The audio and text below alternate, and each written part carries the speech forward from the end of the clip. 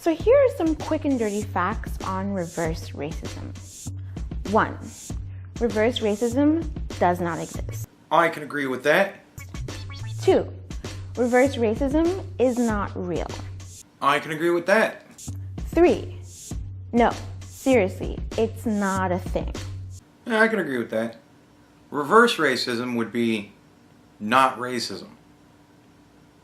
Racism's just racism, no matter what. Things like BET, Black Girls Rock, or Black History Month are not reverse racist against white people.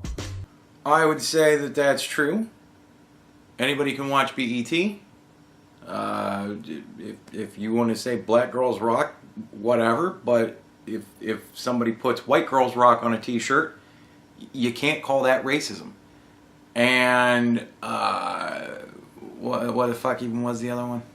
And yeah, I wouldn't say that Black History Month is racist against white people, unless you're teaching false history, but you know.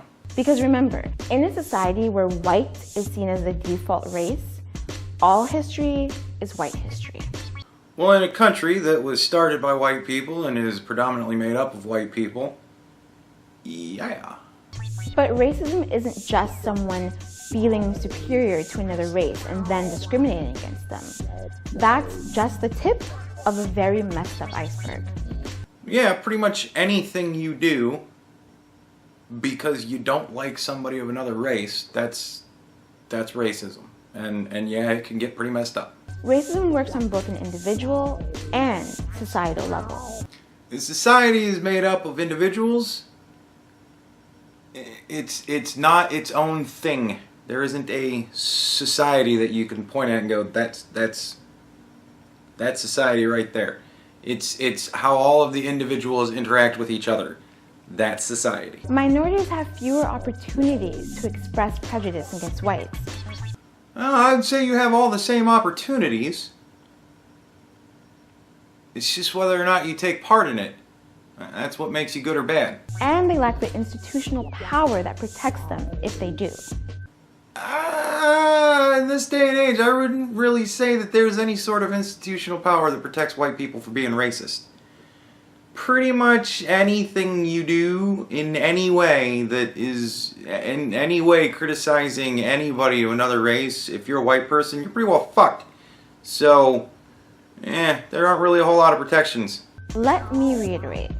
A black person expressing racial prejudice or backwards ideas about white people or any other race is not okay. Yeah. It's also something nobody gives a fuck about one way or another. Like, a lot of people even encourage it. But see, here we go. On a structural level, black prejudice does not affect the rights of white people. Yeah. And white prejudice doesn't really affect the rights of black people either. It's laws that affect the rights of people. It doesn't affect the rate at which white people go to jail. White people go to jail at a pretty decent rate. Pretty much because they commit crimes. If you'd like to have black people not go to jail anymore, you should encourage black people to not commit crimes. Experience police brutality. Actually, this is a statistic that has been shown over and over and over again. White people suffer a lot more through police brutality than black people do. It's a statistic that's been shown. Unemployment. Well, the person that you would probably say, and I'm just guessing, but the person you'd probably say is the most racist president we've ever had has done more for black unemployment than any other president we've ever had, including Obama. Poverty or housing discrimination. Well, poverty probably comes from so many black people making fun of other black people for acting white by, trying to learn and better and educate themselves. I'd say that's a problem. And as far as the housing situation, a lot of times people just don't want criminals around.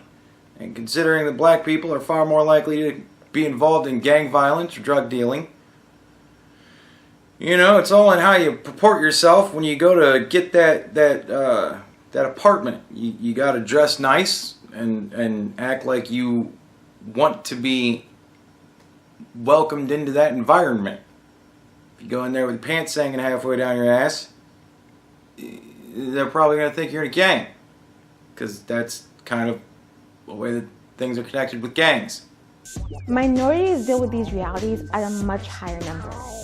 Someone with a white-sounding name is 50% more likely to get a job callback than someone with an ethnic-sounding name. I'd really like to see your source on that. Do you have one?